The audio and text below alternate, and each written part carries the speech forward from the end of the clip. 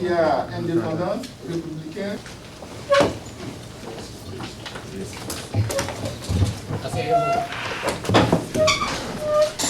Et ces condamnations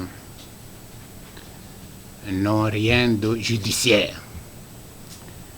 Parce que le dossier dont on nous accuse est l'assassinat du président Ndadaye.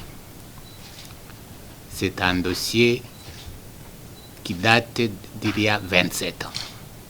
Donc qui, au terme de la loi burundaise, est frappé de prescription.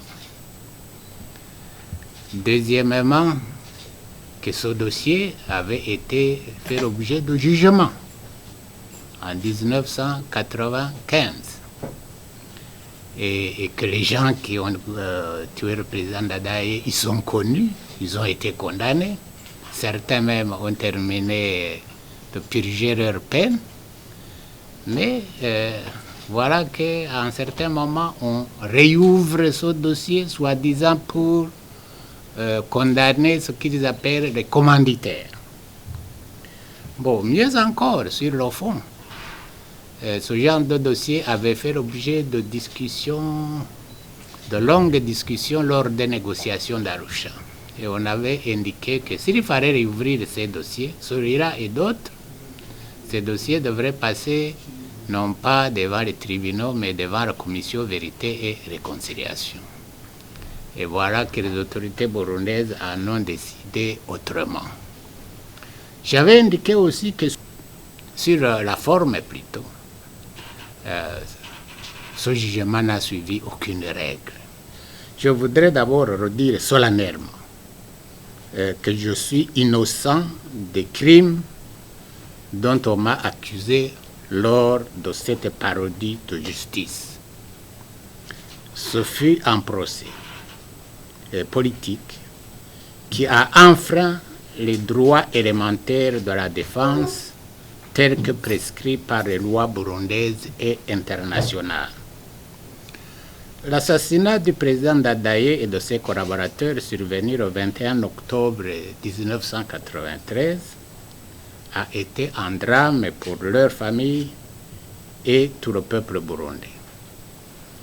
Ces actes odieux ont été suivis par des massacres interethniques qui n'ont connu d'égal que le génocide au Rwanda, survenu quelques mois après, en avril 1994.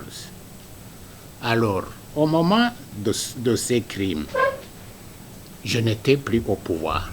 J'avais le statut d'ancien président.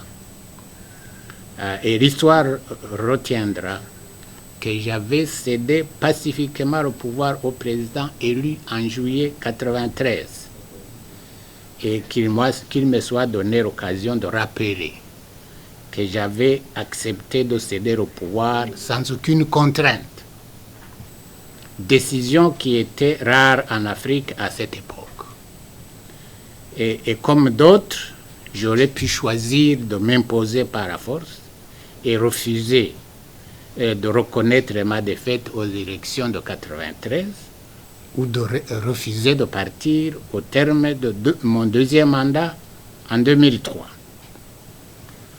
Alors, et c'est pourquoi je vous ai appelé ce matin, donc à la suite de cette décision, de mon propre gré, j'ai décidé de remettre ma démission au président de la Commission de l'Union africaine en tant que haut représentant de l'Union africaine pour le Mali et le Sahel.